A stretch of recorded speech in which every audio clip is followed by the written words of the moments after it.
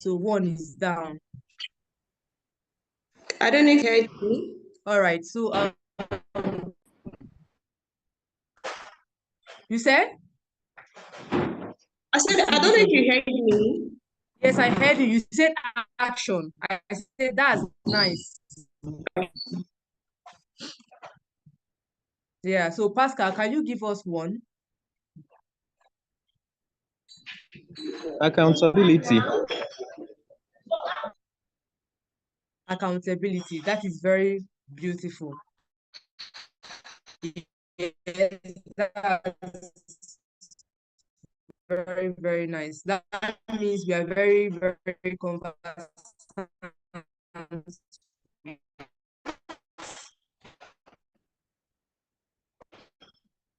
Civic engagement and planning. Okay, testing our knowledge. All right, so Gabriel, can you give us one?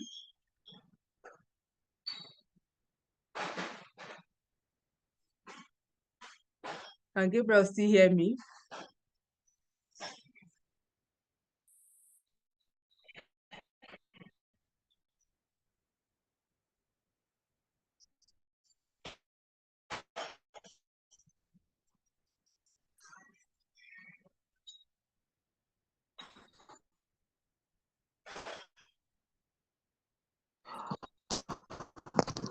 Hello, man. Can you hear me? Sorry.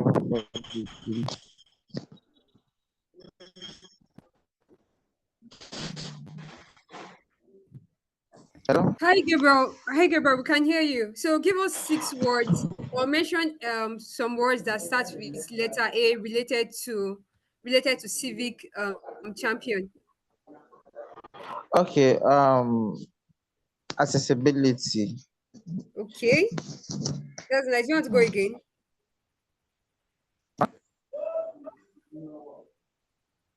Hello, Gabriel. Do you want to go again?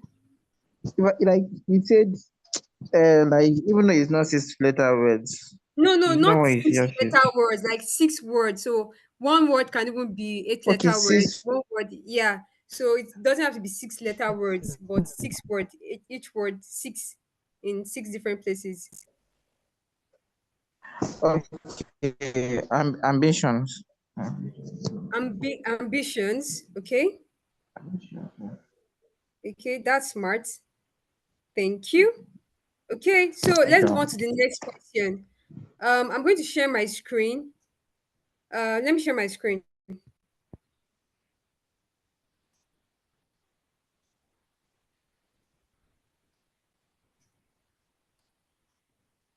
Okay, yeah. All right, can we all see my screen? Can everyone see my screen, please? Yes, we can. Hello, can anyone hear me or see my screen? Yes, I can see your screen. All right, thank you very much. Okay, so the next question I'm going to ask is mention 4 words that starts with letter B related to civic engagement and planning. 4 words that start with letter B related to civic engagement and planning. Anyone want to give it a try?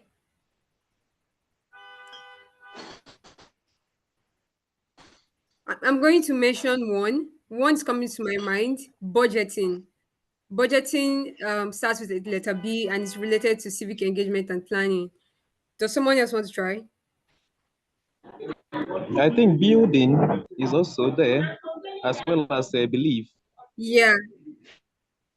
Yes, believe, very important. Yes, that's also related. So we'll move on to the next question. Yes, let's move on to the next question. So we have 2 words. Mention 3 words that starts with letter C related to civic engagement and planning. Mention 3 words that starts with letter C related to civic engagement and planning. Anyone want to try? Courage. Courage. Gabriel, thank you. Yeah. Courage. Another person, I need 3 words. 3 words. Collaboration. Collaboration. Thank you, Ruth. To Collaboration. Okay. collaborate. Okay. Who else wants to go? So we have courage, we have collaboration. I need one more word so we can move. Community. I just mentioned the third word. Community. Community is very key, very important in civic planning and in civic engagement. So we're going to move on to the next question, which is mention two words that start with letter D related to civic engagement and planning. Two words that start with letter D related to civic engagement and planning. Drastic. Drastic. Okay. Yeah. Drastic. I'll take drastic. Okay. And that person.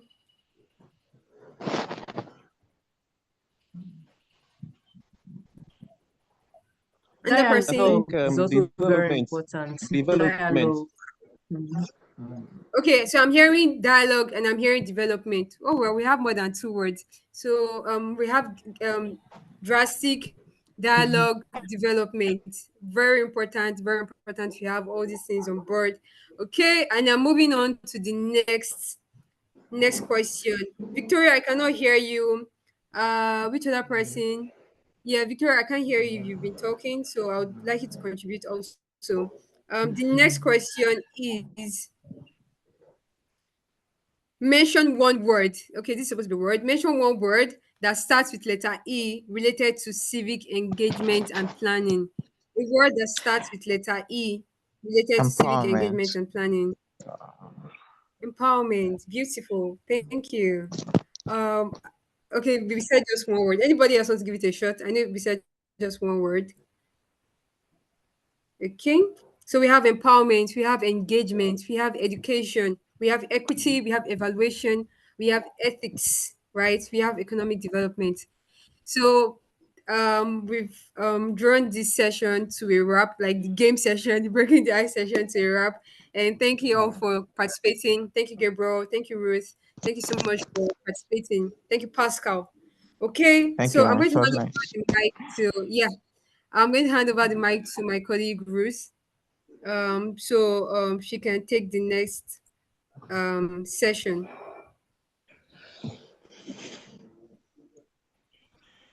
All right. Thank you very much, Ocheche. I really appreciate the fact that you were able to step in, yes, and also carry the game to a very reasonable conclusion. So for everyone on board, Ocheche will be supporting me. Sorry, I didn't introduce her at the beginning. So Ocheche, you're welcome. And Thank you I so can much. also see Joshua. Joshua, you're welcome. Yes, we're happy to have you here. So at this point, we are going to be introducing our facilitator. Yes, because it's very important to do that. Please, could you enable sharing of my screen? I can't share my screen, please. Thank you. I need to share my screen.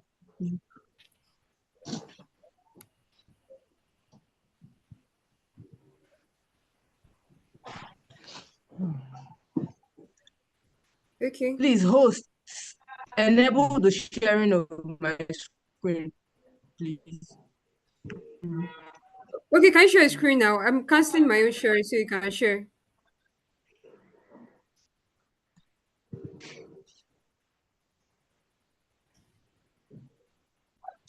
Okay, it's not still working.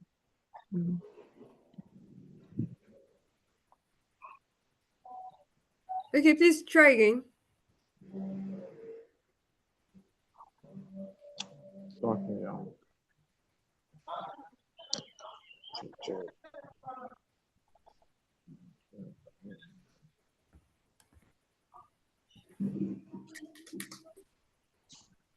Okay, it's still.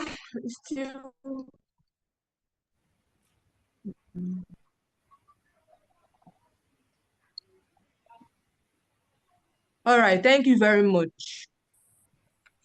Okay, so I believe you can see my screen.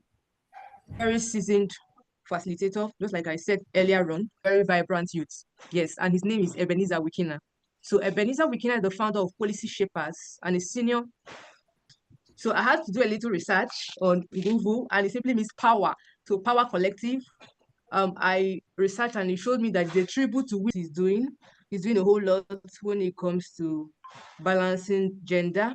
Then he's also a World Economic Forum expert, youth advisory board member for the British Council, and thematic lead at NESG, that is Nigerian Economic Summit Group.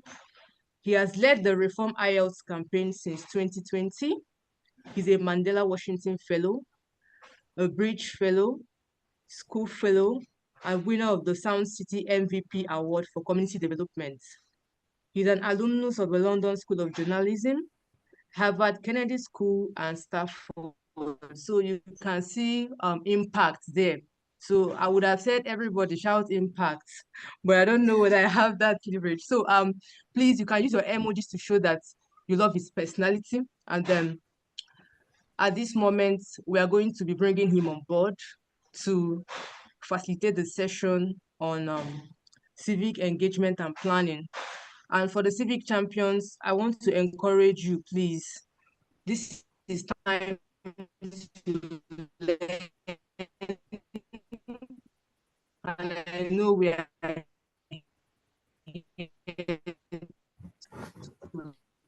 learn. So whatever nugget you know you can pick, let's pick that, so that moving forward, our engagements in elevating youth voices, building trust and civic cohesion will be what Mr. Ebenezer Wikina for coming on board. We sincerely appreciate the fact that, so we are happy you're here, and then we don't take your presence here for granted. You're welcome, sir. So over to you, sir.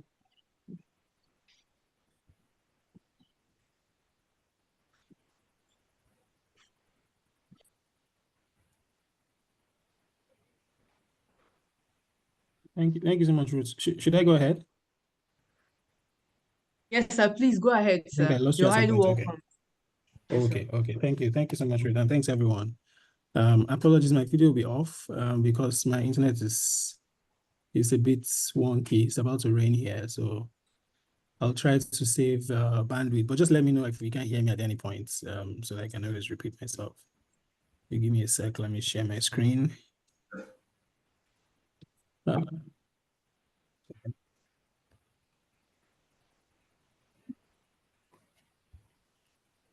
Yeah, thanks a lot for the warm welcome. I can see that in the chat.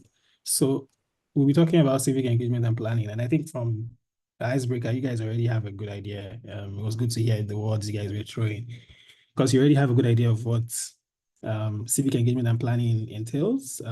Dialogue, decision makers, all the things around courage, budgeting. All of those are like keywords that we often associate civic engagement and planning with, right? But I also understand that we're not just talking about civic engagement broadly. We're talking about it from a youth context, and how young people can be active civic champions. And also as civic champions, what do you do basically? How do you plan if you want to engage, for example, senators, governors? How do you understand the issue better? So I'll first share 5 examples of case studies of civic engagement stories or success stories. And then we'll look at 10 tools quickly that we can use as civic champions whether we are planning or whether we are joining civic movements. Okay, so for most people, they actually feel like, when I say most people, I mean like those people who are like Gen Z, right?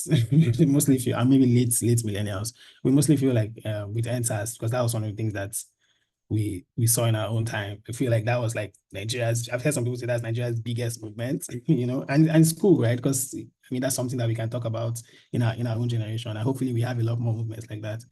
But like the concept of social movements, it's not new in Nigeria. In fact, Nigeria as a country has been one of the leaders on the continent, and if not, if I even dare say in the world, when it comes to leading social movements and having active citizens, which is why it's a huge irony that the citizenry seems to be quiet now, because like we have a very historically we've had a very restless citizenry who would always demand and ask for what they think is right. And this goes all the way back to as far back as the 1920s. Some people might know about this. I mean, since you're in Enugu, you might have heard about this. The Aba Women's Revolt. Some people call it the Aba Women's Riot, but I think riot has a negative connotation, right? I prefer to call it the revolt because it was women who had sticks facing colonial masters who had guns. And I don't know, I can't even explain the kind of guts. I mean, we use courage as one of the words, right? I don't know the kind of guts that you need to know that you can use stick to like shout and protest against someone that has guns. And the colonial masters didn't really give a damn about human rights and human rights violations, right? So they were killing people anyhow. And this happened because the price of tax had gone up. They started to tax essential commodities like bread and things people were using for their daily lives. And in addition to that, the colonial masters were also collecting all of the revenue and stuff that we were making, right? And it took women, it took women about to say no to it. And they were able to, they didn't have social media, they didn't have any of these tools. I don't even know how they were able to mobilize themselves. And they all came out and they stood against it. They spoke against it. They asked for the right thing to be done, and I mean, that's for in Nigerian history, this is one example of, can you guys see hear me? Looks like some people's screen are frozen. Okay. No, we Yeah, can. so in Nigerian history, okay, sure. It looks like this is one of the examples, or one of the first examples of a civic engagement projects where women, in this case, were able to come together and speak about something with one voice. And they were not successful, funny enough. They were not even successful. Many women died, were killed. But I think just the act of courage inspired a lot more movements that went on across our history. Some people might also know about the Abeokuta Women's Revolt. There's a movie now out currently about Dr. Funmilayo Ransome-Kuti. And I'm really happy about that because most times people have reduced her person to just being who is the first woman to drive a car in Nigeria. And that's that's what people say. And I think it's very derogatory because, like, what is a car compared to the fact that she was able to mobilize in 1947 over 10,000 women to come and basically just like force a king and a chief at that time, because of patriarchy and stuff like that, kings and chiefs were like demigods, right? Because they're the ones who were working closely with the colonial masters. They're men and everything, right? But she was able to mobilize women at the time when, again, they didn't have social media, they didn't have WhatsApp groups, they didn't have all of these things. And all they did basically, they didn't come to burn his palace or anything. All they did was just like cooking and singing and staying there and putting pressure on the chief until he abdicated the throne. The power that he had was so much that he had to even leave the throne, and she was fined, and she faced a lot of things. They attacked her so many times. And of course, we know that she had kids as well. I mean, Fela and Co eventually became movement leaders as well, using music. But I'm just saying this just to show you that all they had to do was just go there. It's basically what happened during NSAS as well, when people were at the Lekki toll gate sharing rice and just staying there. That's all they did. They just stayed there. And they were able to like make their power heard. Another popular movement as well is this was mostly led by students, is the anti-SAP revolt of 1989. So SAP was a program that the International Monetary Fund had brought. So SAP meant a structural adjustment program. And at the time, the IMF was giving leaders an opportunity to stash money out of the country. And this was the period where Africa had a lot of military dictators. And so dictators were taking money and taking out of the country and stashing it. I mean, we know about the Abacha loot and all those things that continue to come back to the country after so many decades. So this SAP program, which the IMF said was a good program, but was giving them that space to hide money. And students said no. And students all across the country, starting from Uniben, mobilized. I don't know, they didn't have social media. I don't even know if they had NITEL in 1989, right? But they were able to mobilize themselves, and they came out to protest across campuses across the country. And this was a military era time.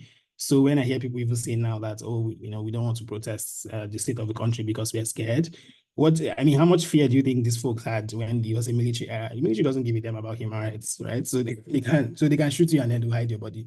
But they were able to still come out regardless. They didn't have They didn't have even like very good placards. They didn't have like printing. So they were making printers by dabbing. I don't know if you guys know this dabbing technique where you cut out a stencil format and then use ink or something to dab to make printers. And they're using carton to write stuff on. And they made their voices heard, and that's how Nigeria didn't get on that particular program. I mean, this is more recent, right? The NSAS movement is a lot more recent. And again, if people don't like, I like that it's recent because it reminds us over and over that like it's actually possible. You know, it's very possible to be able to start something, to question something like the Special Anti-Robbery Squad, and have a lot of people come around that nobody was paid. The movement didn't have equal leaders. It was a leaderless movement, but it happened all across the country, especially in the south of the country. And many young people were able to come together and make their voices heard, right? This is even more recent, and this happened in Kenya.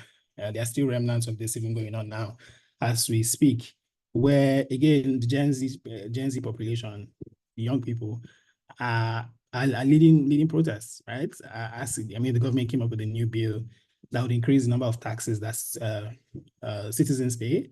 And they were taxing things like wheelchairs, they were taxing pads, they were taxing unemployed people and everything. And the young people said no, you know. I mean, and you guys, I'm sure if you follow the news, you must have seen this. They were shot. Water cannon was used on them. The army was even brought in at some point to shoot people and everything. But they have remained resolute, and that kind of pressure has forced the government to not just reduce the bill, but also like change things like reducing the salaries of parliamentarians, all of those things that like they'll be asking for through their process. The government is now slowly doing all of those things just to see if they can bring back some kind of like calm to the country. And I'm sure this will be like a moment for Kenya, where the people have sort of taken back their position as, you know, democracy is about the people. It's not about elected representatives. What the people want, that should be the top of the agenda. So these are just a few examples. There's so many more. There are things like the Arab Spring, which took place across North Africa and the Middle East, where dictators who had been in power for a long time, some of them 40 years, you had people come out to the streets and say, you know, we don't want you to be in power, you know, and they were able to make their voices heard. But protests are actually not the only way to like be engaged protests are like the most visible and vocal way, but there are actually so many other ways for you to be engaged as a civic engagement champion, right? As a civic champion. And that's what I'll talk about for the next 10, I'll talk about like 10 tools that we can use. Some of the things that we should keep in mind when engaging key decision makers, and what like the role data plays as well in your civic engagement. Sorry. Yeah. So the first thing I'll talk about is the advocacy spectrum. Now, this spectrum is broad, right? It's super broad. I think that's the first thing I should say. For you to engage, civic engagement means people engaging. As a person who wants to engage with government, for you to engage, there's a broad spectrum of things you can do. There's the use of media, there's the use of boycotts and strikes, which our Labour Congress does. There's demonstration, which is of course usually the major one people often like think of whenever every other thing fails. But there's also the use of petitions as well, and position papers when people release reports. There's the use of expert meetings when people like have all of these conferences and stuff, right? There's use of lobbying, right? There's the use of, there's even the use of violence. There are many examples, and I'm going to share a couple of them. People have used violence, but the advice often is to stay away from violence, because once things get violent, it always loses, like it goes out of, it goes out of course. It begins to achieve the purpose that I actually did not set out to achieve, right? Like it begins to like spoil everything. And I mean, violence generally is not what you want for civic engagement. So I would then just juxtapose a couple of examples of some of these like various ways to engage across the spectrum that we have actually seen. And because I know I'm speaking to people who are in Enugu, I'll talk about IPOB a bit, because I think that that's a movement that started because people were asking for ethnic representation. People are saying we're being marginalized. We don't get into leadership positions. We're sort of like the engine of Nigeria's economy, and we don't think we get as much support and rep, right? That's actually a very good argument. And trust me, there's so many ways using demonstration, petition, lobbying, expert meetings, position papers, etc. There's so many other ways around this side that could have been used or that can be used to advance the cause of a particular ethnic tribe's thoughts and wishes, right? But the moment IPOB just went violent, everything just changed. It moved from being and that's what also happened during the Biafra War. It moved from being just a movement that is now with a clear goal, asking for something really clear, to being something that you don't even understand why it even exists anymore. Like, because now you start having things like sit at home on Mondays, and then you shoot people, your own people you're fighting for, who don't sit at home, and then you begin to burn and attack installations in your own state, in your own region. And I know people might have different opinions about this, right? But for me, this is an example of a movement that has a clear goal, but once it goes violent, it loses everything. And the same thing like with Boko Haram and co, right? Boko Haram and co began as movements that were like, we don't think we don't think Western education is good for our people, right? That was Boko Haram's argument. Western education is spoiling our girls, spoiling our boys. We want our own kind of Islamic education. Good argument, right? If you have a good way to show this, maybe a better way would be to say, okay, take a group of people, teach them for like 6 years, have them come and compete with those who go to regular school, right? And let everyone see the result and say, oh my God, people who went to Boko Haram school are inventing like an automated Gary Turner, or are solving a problem or something, right? They're doing something that shows that, oh wow, their own solution is better than this other person's solution. But then Boko Haram begins to kidnap girls. Then they begin to bomb schools. Then they begin to bomb mosques, and everything just goes haywire. And now they're a terrorist group versus when they began as a movement that said, we think our own education style is better than Western education style. So there are so many examples. I mean, I can talk about this over and over, but there's so many examples of where things like Nigerians have militant movements and stuff like that, where things have started with a particular goal, but once they go violent, they then lose their cause. But there are good examples of movements and civic engagement examples where things have started from a particular small space and have grown bigger because they kept it close to the purpose, right? They kept saying, let's focus on the message. Let's focus on the message. Let's not allow this to go haywire. And they use so many ways. I don't need to talk about boycotts and strikes because I'm sure you already know this with Labour Congress and everything. There are many workers' unions use this a lot, like in a private organization, for example, staff will come together and have a union and say, we're not paid well. We'll not come to work the next day, and then, cause like losses to the company, and that will force them to want to like think about what they're saying. Other non-violent actions are like using the media, and media here can be social media, general, traditional media. Some people even do like documentaries as well, right? To like talk about the story. So things like Code Now, who's a very big organization. One of the things that Code began with is that the Code was doing advocacy around lead poisoning in a place called Bagega. And basically it was Facebook. I think Facebook was what was big at that time, right? It was basically Facebook that I think Hamzi would be using to post about this is what's happening here. They don't have roads to the place, making videos about it, calling out the House of Rep person that should be working there and stuff like that. We know things like Sex for Grades that began because it was a documentary by the BBC and then became a movement, became a hashtag, people talked about it. Then it became a bill in the National Assembly and then became law eventually. There are also other things like demonstration examples like Bring Back Our Girls.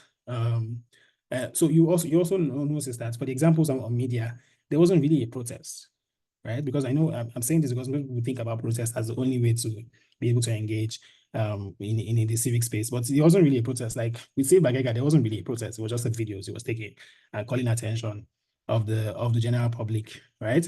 But with Bring Back Our Girls, things like the Mosop movement with Ken Sarawiwa, and SARS, things I mentioned earlier, Dr. Fumilayo and some Kuti, all of those things, all of those examples basically are protest demonstration movements, right? Where they come out physically and hold placards and ask for something to be done. And just the sheer size of their number would intimidate whoever the decision maker is and force them to do things. But examples like using petitions as well, right? I'll give you a few examples when I talk about the tools. Maybe like the Reform IELTS campaign, where we never had any physical protests, but we were able to like influence governments and influence decision makers, universities around the world by using the petition, right? There are also like things like using data like reports. So there's the state of states reports that Budget does, where it's not the protests, but they would write a report about how each state is faring and rank them. and put that in the media space, and governors will be like, oh, why did you rank me low on this particular issue? And they want to go like argue about it, make sure that they address it before the next state of state reports. So that's the way to like also ask for accountability in that particular space. Some people use lobbying. I think one of the best examples of lobbying for a youth-led movement is the Not Too Young to Run movement, where there was no need. I mean, I think there were a couple of protests towards the end, but it didn't start speed, and he didn't win because of the protest. He actually won more because of lobbying than the protest. So the leaders of the movement would 100%, go to, I think it was Saraki, he was Senate president then, would go for his like Ramadan fast breaks, would be, I'm sure Joshua might know some of these examples, would be lobbying and asking questions and being all friendly with them to make the people see that if you pass this thing, you get the credit. It's not even about us. It's a lot more about you. You get the credit, you get international reputation, etc., such that they didn't have to fight. They were more, they would post things on social media, but they were more using the back door to sort of make things work. So yeah, so I'm sharing this as a fair example because like people think of civic engagement and think of protest alone. But there's so many examples, and I'm sure this is not even exhaustive. There's so many examples of how you can engage, ask questions, engage decision makers without using protests, and then protests become like a last resort if nobody listens to you. Okay, so yeah, this was the example I was talking about for the Reform IELTS campaign, basically. So we had a petition that had over 80,000 signatures, and because this happened just after NSAS, we knew that if we were going to do a physical protest, we would actually either have violence because people were really angry and people needed like an outlet to just like say something to the government after all the killings and everything. People were really, really upset. And we also knew that like in diplomacy, right, the land where an embassy occupies is often referred to as the land of that country. So like if you go to protest at the UK embassy, you're protesting diplomatically, you're protesting in the UK, right? And I think before you do that, you have to like get police approval. And let's say we don't get police approval, we still go there. Things can go here. People can start attacking the security at the embassy. Things can become really, really bad, right? And people can get shot and everything. So we had to choose the right approach for that particular time. So I think it's mostly about just knowing what approach works for which particular thing. Some things will be the best done by letters, asking questions. Some things might be best done by going to the media and speaking on the favorite radio station of that particular decision maker. Some things might be done by strikes. Some things actually do need protests. That's just sheer size of people outside, would force decision makers to actually think. Okay, so that's the first one. I would run a bit more. The next two, I'll take a bit more time, but I'll run through the other ones really fast because those ones are just like straight on examples. This second one is called the problem tree. And I like to talk about this one because I think this is something even like government folks get really wrong. Generally in Nigeria, people don't actually take time to understand what the problem is before they try to solve it. All of the time, people end up solving the consequences of problems and not actually solving the problems itself. So we like spend a lot of billions of naira trying to solve what we think is the problem itself, and not really like touching what the problem really is. So think of the problem as a tree, right? I don't want you to cut trees, but I'm just using this as an example. The problem as a tree. And the problem itself is the trunk of the tree. The cause of the problem is the root of the tree. So what you don't see, what is under, that's the cause, that's the main cause of the problem. And then the branches and the leaves are the consequences of that problem. So what happens because this problem is here? All of these things begin to grow, right? And I'll give you a good example. So let's use a very like regular example. We noticed that like online, especially on Twitter, following the elections, there's not a lot of like ethnic bigotry and especially like a lot of fighting between people from the East, that's the Igbo people, and people from the West, right? I'm not sure if you experienced this, but if you're active on Twitter, you'd have seen a lot of it going on. Now, it's easy to think, right? That's actually the problem, but it's easy to think that one way to solve the problem, right? Or as in cutting the consequence is, oh, maybe we should host parties for them and bring them together, right? Maybe one way could be create more protection, like give more police to people from the East who are based in Lagos, for example, or maybe their shops are being attacked. So give them more police coverage. Let the police be their friend and help them. But not knowing that the actual main cause of this particular tribal thing goes even beyond the elections. It goes all the way back to before in the independence. There's regional politics playing down. There's politicians using hate sentiments before and during elections, putting people against themselves and tribal stuff and all that. And so if you now try to solve the consequence of the problem, like increasing more security, trying to do parties that brings the two tribes together, talking about history, etc., you might think you're solving the problem, but you're solving the consequence of the problem without really addressing what the root cause of the problem is, which is more around the regional politics that's going on, the hate sentiments, the lack of history being taught in school, even the fact people don't even know who they are, where they're from, etc., and all those kind of things. So we see this a lot. Like you see, maybe we should do one by ourselves together. Feel free to unmute when I ask. But if we do one together, you would see that in many cases, people end up solving for the consequence of the problem and not the root cause. And so even in your civic engagement, when you're asking for something from the government, what you're asking for, is it really the solution to the problem? Or are you just asking just to me because you think that's what will solve the problem? And it's important that in your planning, you're actually careful about probing to know what the really real problem is before you even try to ask for what the government should do. And I think that's where like research and stuff like that comes in. And I found that the problem tree analysis is very simple and basic, but it's always very useful in helping you to sort of like figure out what solutions are. So let's do one together. Maybe that will help to drive the message a bit more easier. So the problem is our Naira is depreciating. Very obvious to us, right? The dollar is going higher, Naira is going lower. What do you think is the cause of this? And what are some consequences of this, basically, as well? What would happen if our Naira continues to depreciate? And also, what do you think is causing, what really do you think is causing our Naira to depreciate? I'll just take a few examples, just so I can be sure that you guys have a hang of this. Anyone wants to try? There's no right or wrong answer, so feel free to just throw in your thoughts.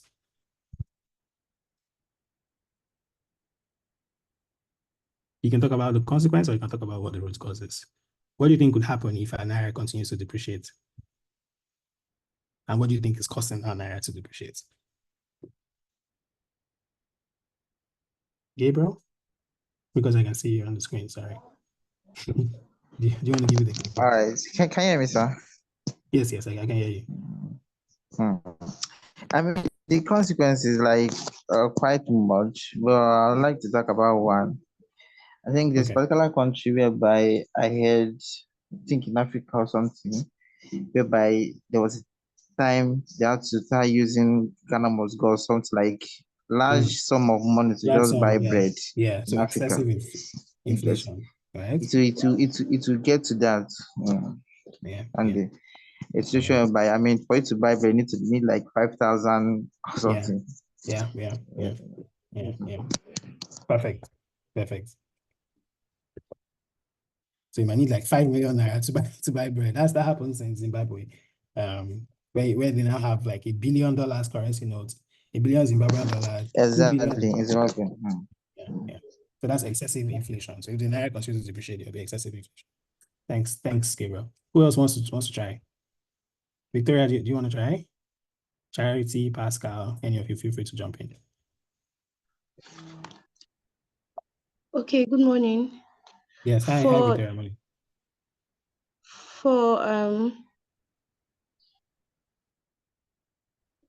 For the reason why Naira is depreciating, I think foreign exchange supply and maybe high inflation in Naira. Okay. High inflation in Naira as well. Okay. Good. Yeah. I agree with you. Foreign exchange supply is also one of our problems. So it means we're not doing enough to get foreign exchange. Yeah. Okay. Sure. And anybody else? We can take like one or two more.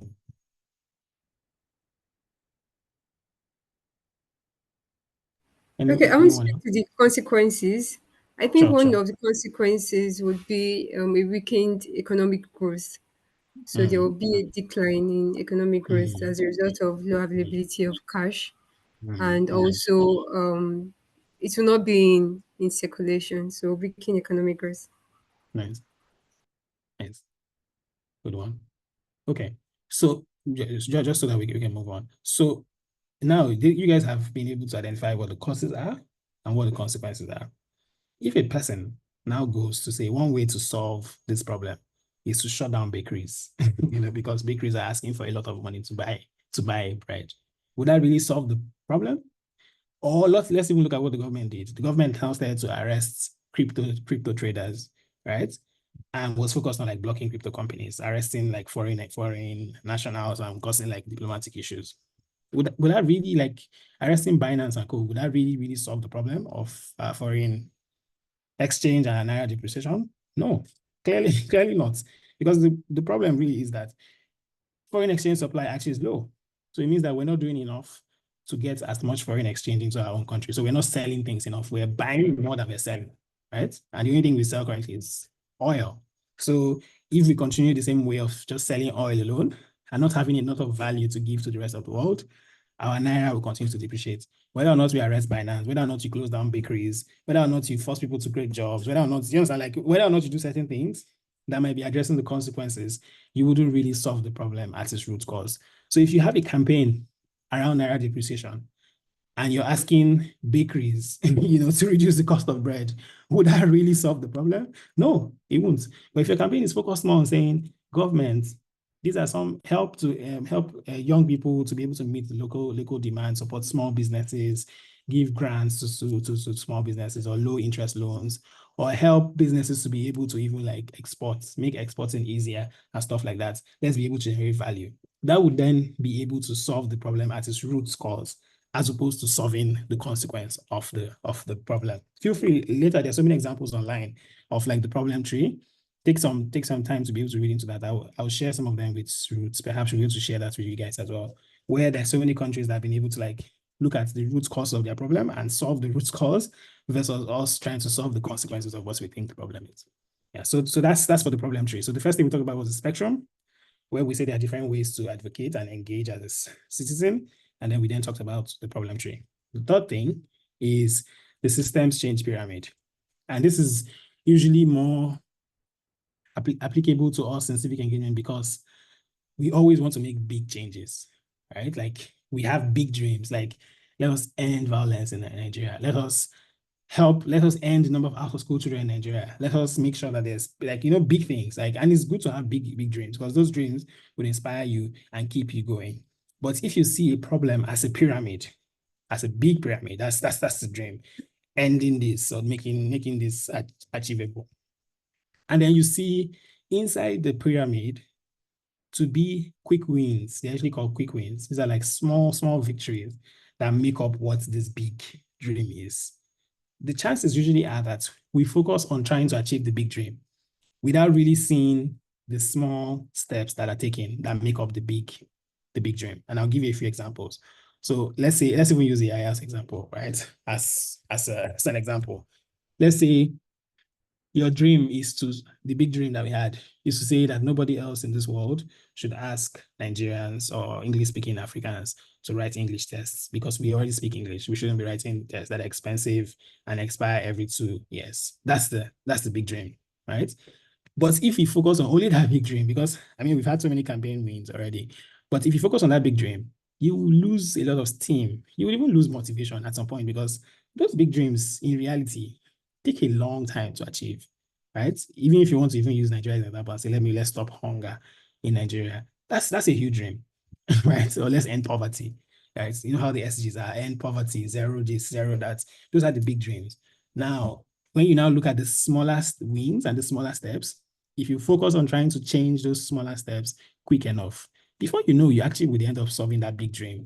But if you focus on the big dream itself, you wouldn't even see the smaller steps that you're even taking. So for us, one of the smaller steps for this English testing was basically saying, maybe like trying to push reforms through the British Council. So I applied to join the British Council's board, eventually got successful. And then we started to like recommend like changes from within the British Council. That was a small win. It didn't seem like a big win, but it was a small win because British Council is one of the organizations that handles the tests. Then another small win would then be who usually demands for this testing is often like universities, right? So maybe like forcing universities to change this policy in Canada and the UK, in the US, in Australia, etc. Writing to them. If we can cause that change, then maybe That would add to that big dream that we basically want. Then maybe engaging Commonwealth universities and saying in the Commonwealth, how do we tell the Commonwealth folks to begin to make all of these changes? Then we also found out that, maybe in nursing, the Midwifery Council also requests for this IELTS thing. So how can we change the Midwifery Council and the Nursing Council around this? How do we even get the Ministry of Foreign Affairs to even support us? So all of these small green boxes became the small wins that make up the big dream. The dream is not achieved yet. You can see that there are still yellow boxes, and it means that there are still small changes that we have to make that will cause this big thing to change, right? But what this has done for us is that it's given us a way to track our progress. It's also kept us motivated that, okay, we've not achieved everything, but we are also making progress, right? We're taking these small steps that are taking us to where we basically want to do. So if we do the same thing we did for the problem tree, and we try this, let's bring an example that's close to home.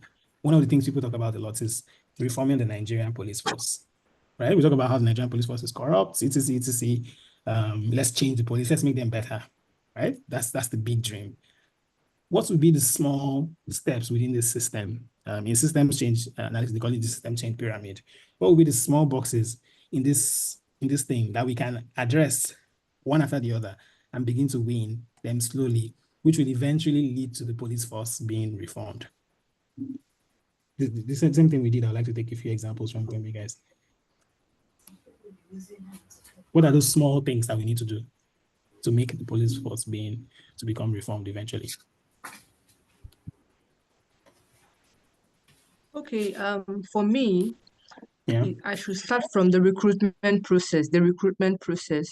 It should be transparent enough in such a way that people who are coming in are really the best fits and not bringing in people because they give a little bribe. No, when they pass through their exams and they really pass, then the best should be brought in first. Should be brought in, yeah. So making sure that even at the point of entry into the police, there's a high level of it becomes like a job, it's serious. You need to have certain skills, you need to be able to go through certain mental evaluation, everything. That's the recruitment process. Amazing. Anybody else wants to share? So I think for me, it should be after the recruitment process, holding them accountable so they don't go away from the training that they've been given. So holding them accountable, that way they won't be able to go about receiving bribes and whatnot. Yeah. Amazing. So one of the ways in the US that they make accountability is that they have body cams. So a police person has a camera on them all of the time. Yeah, and it's on. So what they're saying or doing is recorded live. So if a police person knows that someone is always watching me, when it comes to racism and stuff like that, it makes them a lot more conscious. So accountability, for example, in the Nigerian justice system could be that the police actually does reports every month that they share with everybody on how many raids were done, how many arrests were done, what exactly happened, the budget that goes to the police force. What is it audited? Do they audit the police accounts? How do the bosses actually spend the money?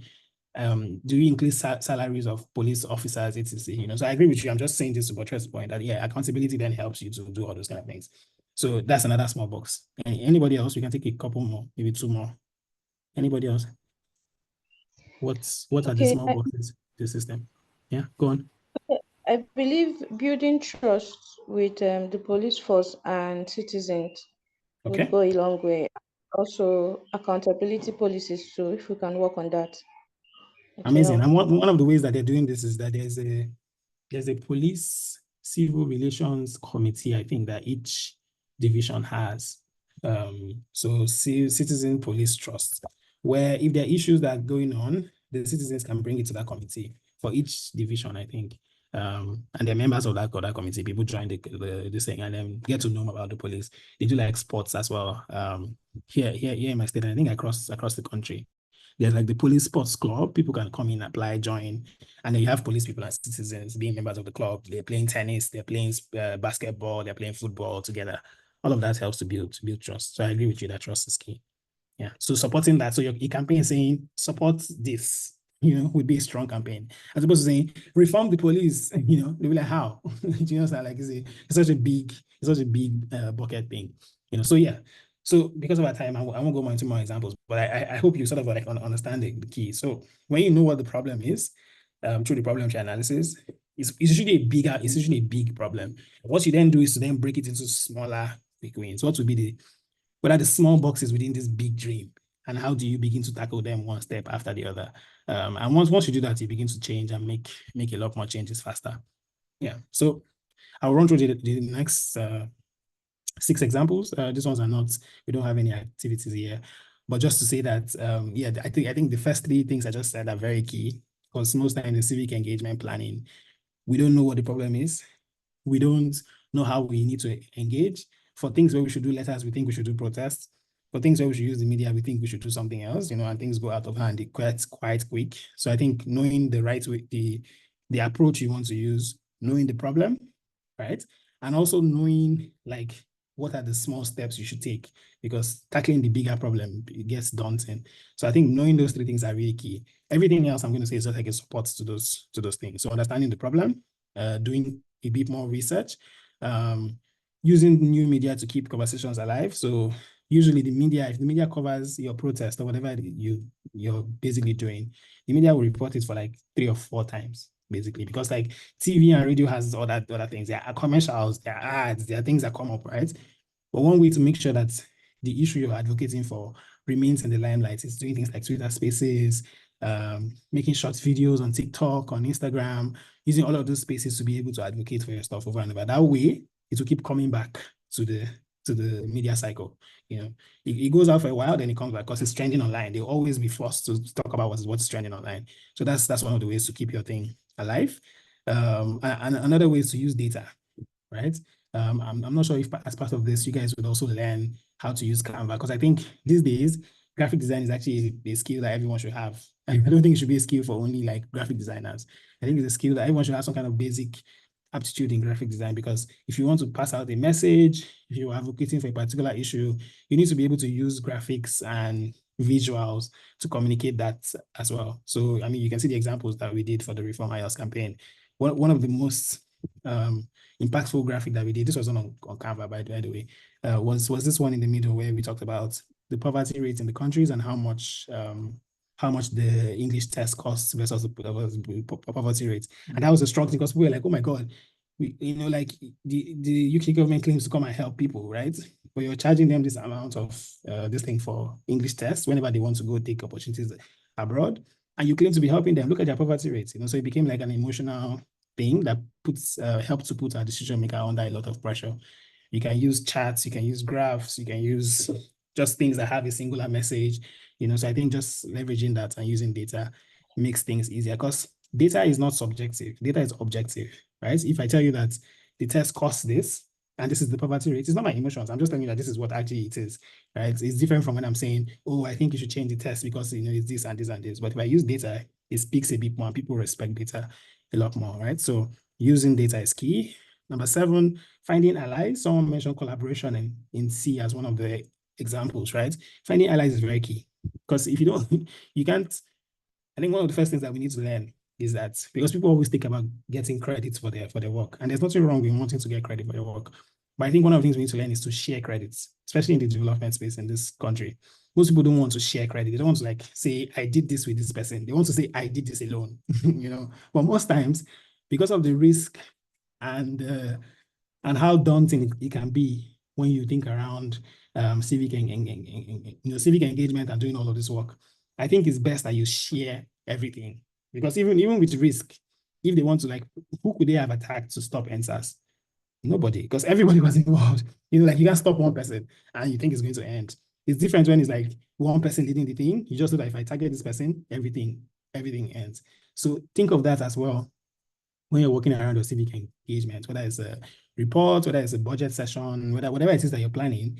Always find allies. There are other organizations that are there who might have a similar mandate, who you can share resources, who you can help mobilize people together. All of that helps you to be able to do stuff like that, right? Then the next one is to also understand the power map as well. So every issue has a power map. And the power map is basically who has the ultimate power to make a change and who has the power to influence that particular person. Because usually people who have the ultimate power, they're hard to reach. They don't want, you can't speak to them easily. It's hard to get their attention, etc. But there are people who have the power to influence those people. I mean, I've worked on some projects in Nigeria where one of the ways we were able to get a governor was to go to his parish priest. And we've been sending letters and going to the office, and the person didn't want to see us. But that Sunday, we went to the parish priest, and in like 10 minutes, the governor came to the, like after church, not during service, after church, the governor came to the parish because the parish priest called him and said, can you come now? And the governor came there to meet us at the parish priest's office, and we had the conversation. Some people might even be their wife or their husband. Some people is even their kids or something. Do you understand? So like people have different, or their alumni association or something like that. So people have different things that they cherish. So research more into your decision makers and know what will help to influence them. So like in our own case with the English testing, we knew that the British Council would influence them. I joined the Commonwealth essay competition jury because that would also help to influence the Home Office. We spoke to the Foreign Affairs Ministry, spoke to the Vice President, engaged the universities and their VCs and admissions offices. We started to get attention from other African parliament, like the Ghanaian parliament, the Kenyan parliament. We also engaged in Northern Midwifery Council because the UK cared at the time about their nursing sector. So they were trying to recruit so many more nurses to join them. So we engaged the NMC, and the NMC changed their own policy. And all of this helped to get the attention of the Home Office, who were actually trying to engage, but they were not responding to us. And then we engaged all of these other people, and that helped them, get the thing on their radar. So just knowing the power map and knowing where you should focus on, I think is always a good thing. In engaging decision makers. Number 9 is a funny point, but this happens a lot, especially in Nigeria. Decision makers will always try to co-opt you, and co-opting is often when you have an issue you're coming to advocate for, and they find a way to turn you to become a person against that issue. They're either giving you bribes, or they're trying to blackmail you, or they're even threatening you. So I mean, there's so many things that they often do.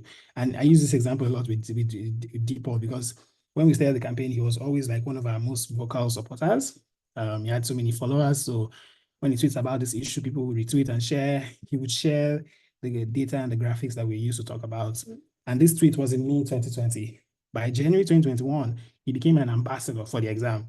So I don't know if they engaged him and maybe paid him money, etc. I'm not sure how much they offered him. But imagine going from someone who was speaking against the exam to being an ambassador for the exam, asking people to do the exam more, basically. Sorry, I'm getting a Slack call. Okay. So just know that they will try to co-opt you, and that was why during NSAS people kept saying we don't have leaders. They kept saying who are your leaders, and they were like, nobody can speak for us. Speak to all of us at the same time, because that's what happens a lot. And it doesn't just happen in Nigeria; it happens all over the world. They always try to find who the leaders are and co-opt them. Make them to become the voice against the same thing that they were fighting for. So that's number 9. The final one is to build a community. This is very key because, like I said, just like finding allies, you need to have people around you that will help you fight for something. So we had a WhatsApp group, right? We had people in the WhatsApp group who would always ask questions, do a lot of things, write to the universities where they are, because it's different when you have a random Ebenezer person write to you versus when you have your own students write to you that telling you that you should not ask for this test. For example, the students has shown you that they are really good in their studies and they're from this country, and they're saying that people in my country are actually as smart as me.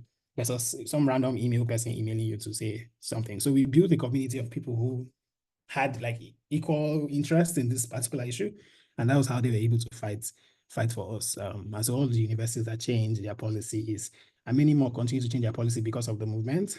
All of that came because we built a community basically around it. I think my final quote would be that when it comes to civic engagement, when it comes to all of these engagement things, everything seems impossible until it's done. I'm sure things with NSAS, things with the finance bill in Kenya, things like what Dr. Funmilayo Ransome-Kuti did in 1947, all of those things would have seemed impossible because how do you gather 10,000 women? How do you gather millions of young people across the country? How do you force a government that's as they are protesting in Kenya, they are still passing the bill? How do you force them to stop? How do you do all of these things? It's by trying, so everything seems impossible until it's done. I think never ever see any kind of engagement project or whatever work you want to do as impossible. Just starting and trying and finding allies and building community, I think is often what leads us to where we are. So yeah, everything seems impossible until it's done. All right, guys. happy to take any questions you might have or feedback, contributions, etc. I hope this was useful, though. I hope I didn't go too fast. I hope we found the tools quite useful. Okay, over to you, Ruth. And all right. Thank you so much, sir. This was really a superlative session, and I trust that each and every one of us on the call got a whole lot of information and newfound knowledge that will actually guide us in our civic engagement and planning, especially when it comes to the project at hand. So thank you so much, sir. We really appreciate your wealth of knowledge. So I don't know, does anyone have any question? Please, if you have a question, feel free to ask. So, Gabriel, go ahead. All right, thank you so much, sir. I really learned a lot. Thank you, thank you, thank you. Wow. Sir, civic engagement cannot be possible in a society where you have a docile citizen like ours. So from your own perspective now, I mean, I know that this program is out to cure that issue and all that. So if someone, maybe you're trying to let someone know that, okay, you know what, there's need for you to participate in democracy, there's need for you to be concerned. But people just feel like, okay, at the end, nothing can be done. Like they feel nothing can be changed. What will you tell that person? I want to hear from your own perspective. They feel like, okay, in Nigeria, nothing can be done. Even if you get there, you still do the same thing like them, those that are there. That it's a thing of Nigeria, it's a Nigeria thing. You get some? Yeah. Yeah, So, I do. Yeah, thank you. Yeah, no, 100%. You will hear, I mean, to be honest, if nobody even tells you that nothing can be done, it means you're not even doing something really, really like impactful, right? Because people would always tell you that nothing can be done. It's not possible. I remember someone even telling us while we're advocating for the IELTS stuff that, oh, how dare you tell another country what they should do? You know, like, you know, you should be your government talking. Like, who are you to speak on our behalf and stuff like that? People always say things, right? I think what matters most is your conviction. If you really do believe in the fact that Enugu State should release its budget, just as the OGP law says, right? And that should actually happen. People tell you it's not possible. How can you force the government to release their budget? But if you continue to use the media, continue to talk about it, continue to be on radio, continue to write articles, continue to tag the governor, continue to, you know, like doing all of those things, first of all, you will inspire other people who first did not even think it was possible to join you. Then eventually, when the success actually happens, other people will then actually even be like your naysayers will then be like your loudest praisers. So now be like, oh my God, like this person was doing this and this person was solving this problem. And I've seen it happen over and over and over again. It happened with answers. You know, like people talk about the success of it, but they don't realize that before the big campaign, Renu, Danny and co were sleeping outside the governor's office and doing vigil with mosquitoes and co, forcing the governor to come out and address them. You know, it was because the governor refused to come address them. Everyone got angry and said, how dare you not address, you know, the young people who are there? And the protest began, right? So like, usually the start is often weird. Like it just depends on how you believe in it. Like, do you believe that you want to really ask for this thing? Do you want to ask for accountability? If you really do believe in it, I think just pushing and showing them, if they say it's not possible, show them that it's possible. And I think you get a lot more people to just join you.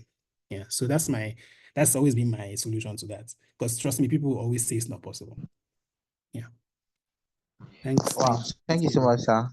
Yeah. I could take resilience and being persistent to solve the issue. Thank you, sir. Exactly. Resilience, courage, all the things we were saying earlier, basically courage, resilience, collaboration. Exactly. Yeah. Thank you.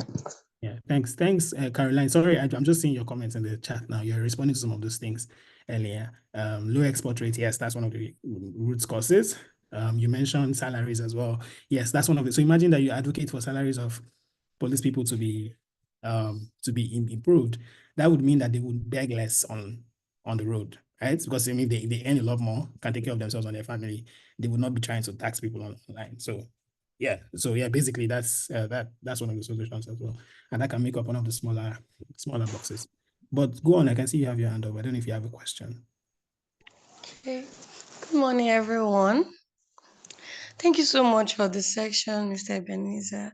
It's been so insightful.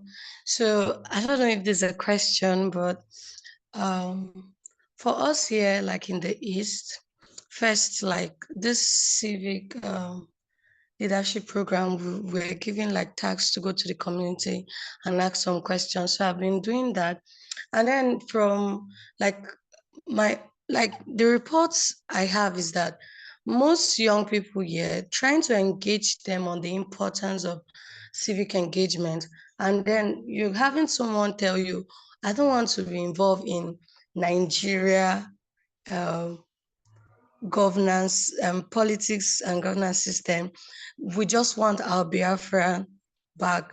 So how do you think, I don't know, how do you think in approaching like change, how should one address, or would I say respond to maybe people giving you this kind of response so that this civic program becomes like a success?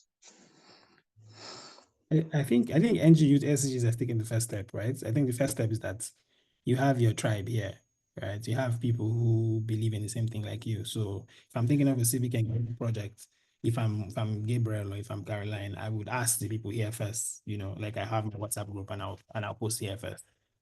And you get the motivation and stuff that you need from the people here, right? And it's a good thing that you're all within the same region. So, for example, if there's a protest, you're already sure that you have 5 people that will definitely come. Before anybody else comes, you know that at least you have 5 people that will be there with you. And I think that that's actually how every single successful movement, not just like big protests, but even like events happen. You need first a core group of people, small group of people who believe in you, and assure that, like, if I come out for this person, this change will happen. They have the same values like you. They've learned the same thing with you. They've gone through the same program. I think that's where you should start. Don't worry about those people that don't believe in you. Right? Like they'll always be there. Like I told you, bro, they'll always be there. And people that always say that, this is a waste of time.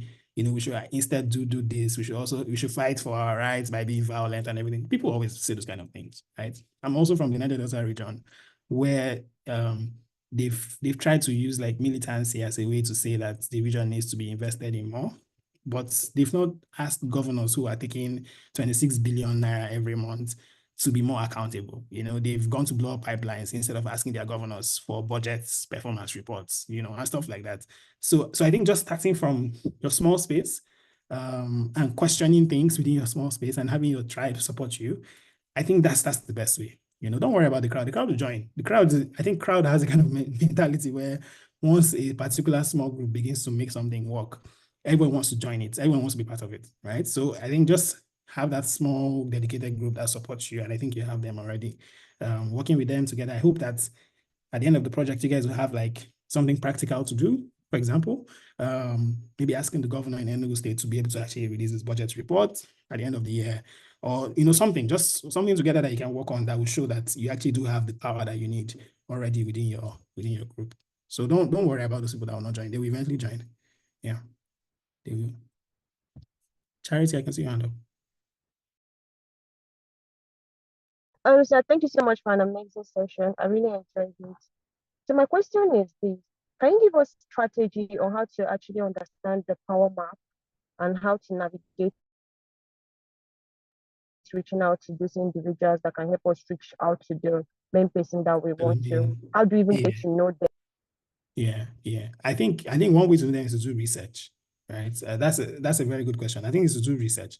First, find out. So, like for example, some people will find out who. So let me give you an example. So before getting into the civic space, I was working as a journalist, and I used to have this interview series where I would interview like top people like Malala, like the UN Deputy Secretary General, etc.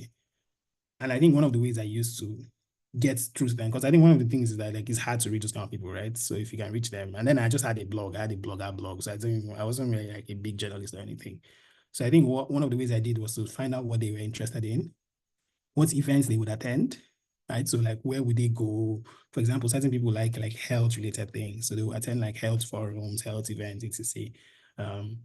Like, for example, the wife of the governor might have an NGO that's doing certain things. Volunteer for the NGO. Go there, be in that space, build relationship, and let them even know you. And then you can use that as a stepping stone to reach the governor through the governor's wife. So like there's so many things you can do. I think just researching and knowing what they hold dear, because everybody has what they care about. Knowing about that and getting into that space, I think is the right way. For some places, is letters. For some places, is text messages. For some people, is physical going to their office and waiting for them. For some people, it's social media. For some people, it's speaking to who they know, or maybe like in their church or whatever. Some people is going to events where they attend and then waiting to see them after the event, or asking them questions during the event, or like just there are different ways, right? So I just think just being able to find the right ways is what people care about. But one thing with decision makers is that they care about how they are perceived by the public. I think it's a normal human thing. Like, people care about what other people say about them, right? So I think when you use the media to begin to question them, you don't know, but they actually do listen. Like, they have people who listen to the radio and watch the TV to tell them who is saying what about them, what's their public perception. So most times when you've tried everything and you can't reach them, when you use the media to begin questioning people, very soon somebody will call you and say, like, what is it? Like, the governor wants to hear from you, or the governor wants to see you, or what exactly are you trying to do? And they'll begin to question you. So I think that's one way to get at the attention of decision makers, just knowing what they like and also going through the various means. There's so many means possible. Yeah. So volunteering could actually be one of the ways as well. Yeah. I hope that answered your question, but I'll also check if I have anything I've written before on Power Map, and I'll share that with Ruth. Yeah, I did. Thank you so much, sir. Okay, you're welcome. All right, thank you so much, Over to you, sir. Yeah, thanks. Okay, thank you. I don't know. I don't think at this point any other person has any question to ask, but it would be very nice that we hear from us what our key takeaways are from the session. So what is one key thing you learned? Like, when you're done with this session, if someone asks you along the road, Gabriel, come, what did you learn in this online session? What will you have to say? So let's start with Gabriel. Okay, he talked about a lot, I just want to finding the problem, like the issue, the issue. If you're able to find the issue that you want to solve, you know how to go about it. Yes. I mean,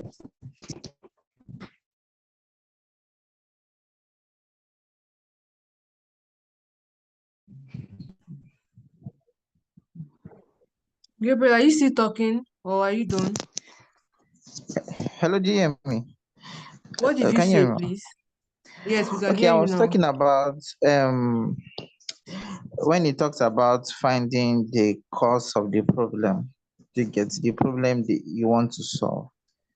There's need for you to find.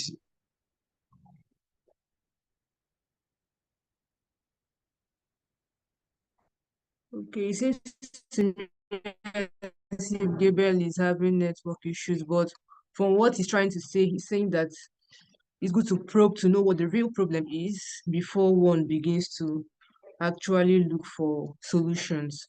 So that's a very nice input. All right, Charity, please. What's your key takeaway?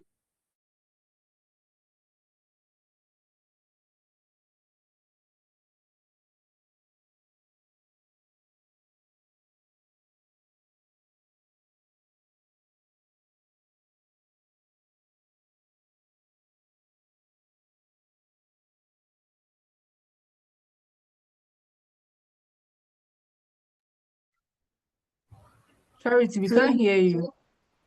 Okay. Charity. All right, okay, while she's trying to get stable, Caroline, can you share with us your key takeaway from the session? Hi, Ruth.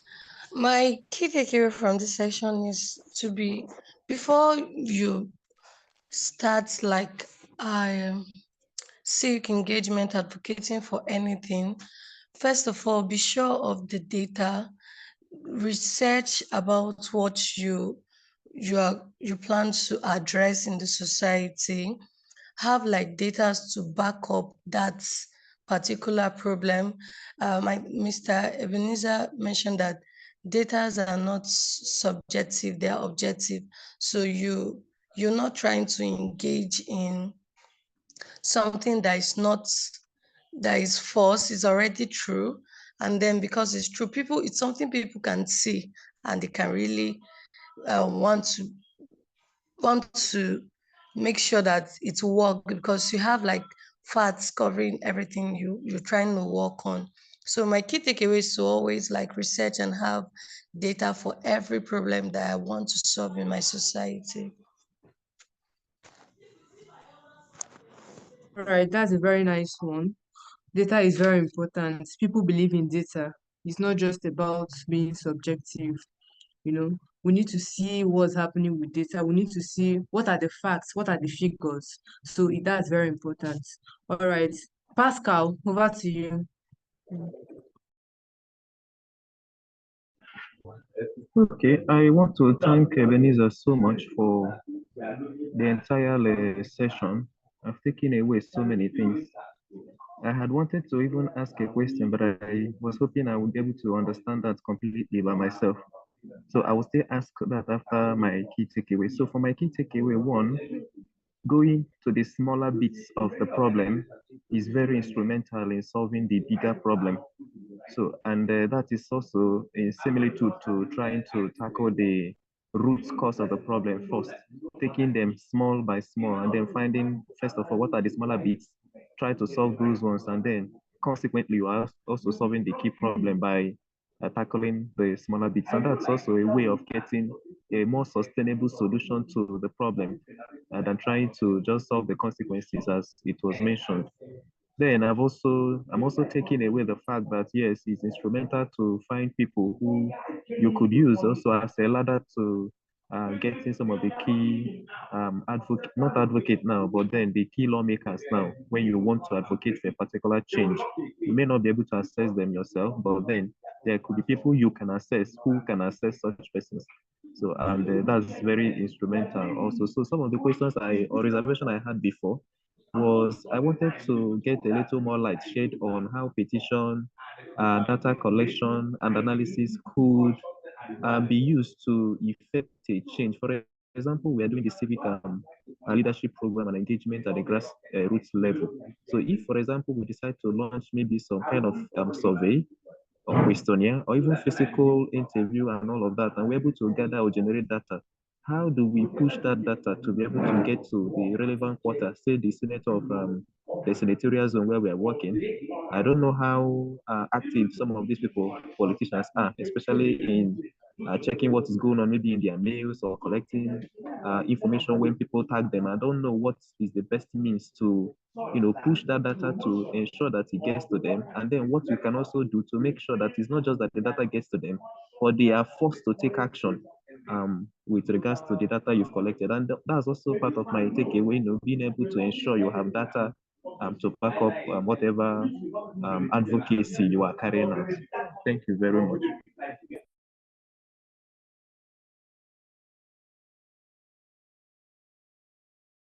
No, Pascal, no, thank you. Thank you so much. I think you've asked a very important question, right? To say, for example, how do you use petitions to be able to mobilize the general public? And how, for example, if you do a survey, maybe your survey can be on how many residents of Enugu senatorial, so senatorial district even know their senator, or maybe how many people have seen their senator before, or something like that.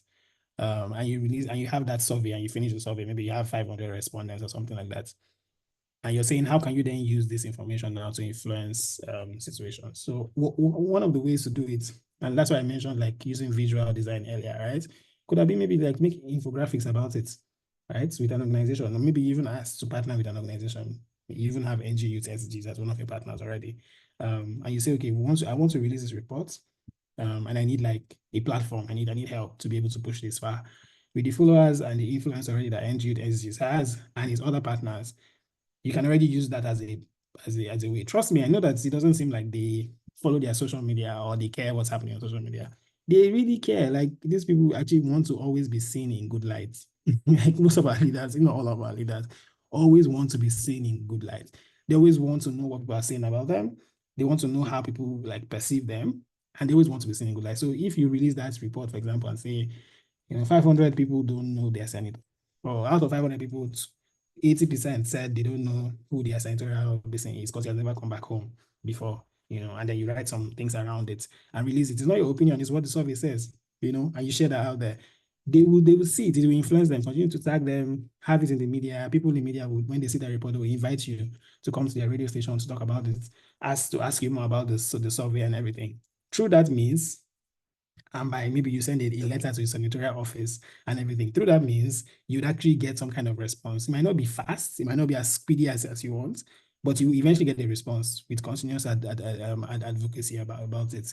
With petitions, it's not a straight line in Nigeria, because like in the UK, for example, if I show you guys, just give me a second, let me share something and show you. Let me see, how do I do this? Okay, so the UK has, I mean, it just means their election, right? The UK has their petition, parliament petition. So they have this petition platform for their parliament, right? Where if a UK citizen sees a particular issue, right? And wants the issue to be brought together by the government, wants the government to talk about the issue, the person can actually go to this website. I mean, I think they closed it temporarily because of a general election currently going on. Once the election is done and everything, they open the platform. The person can say, the trash on my street is taking 1 day late or something like that, right? And then have a petition about it to say the committee should task the waste management agency to take the trash on the right day, not 1 day late. And has a petition and is signed together by, you can see the standard here.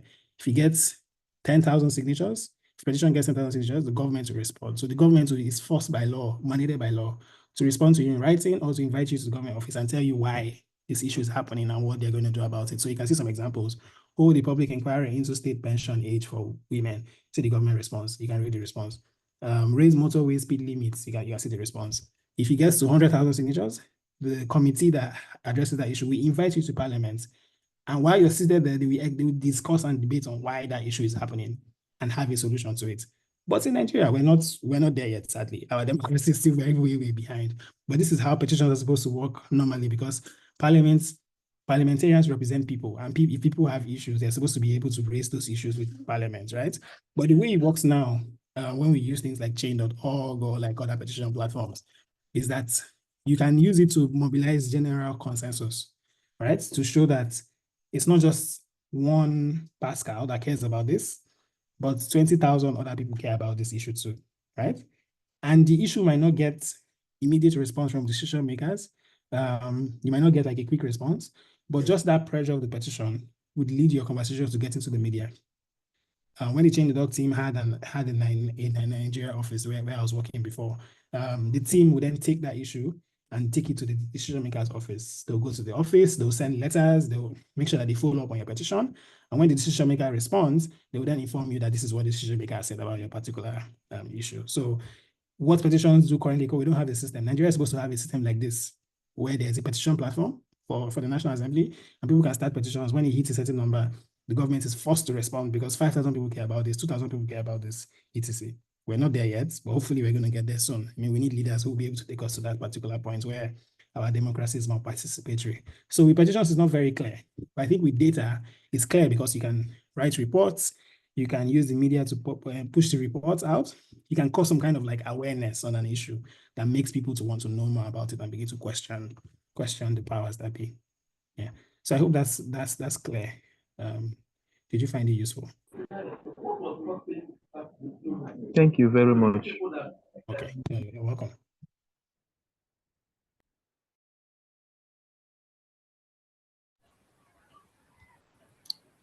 Hello?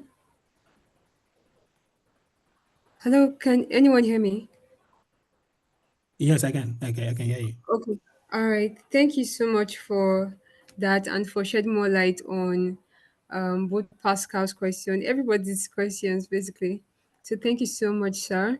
Ruth, are you still on call?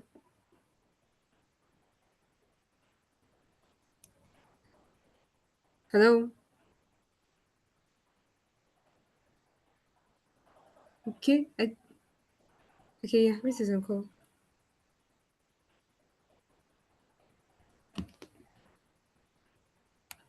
So I've shared a copy of the presentation as well to Ruth and to the team. So I'm sure to Ruth, okay, so to be shared with everyone. Okay. Yes. Thank you. All right. Thank you so much, Ebenezer.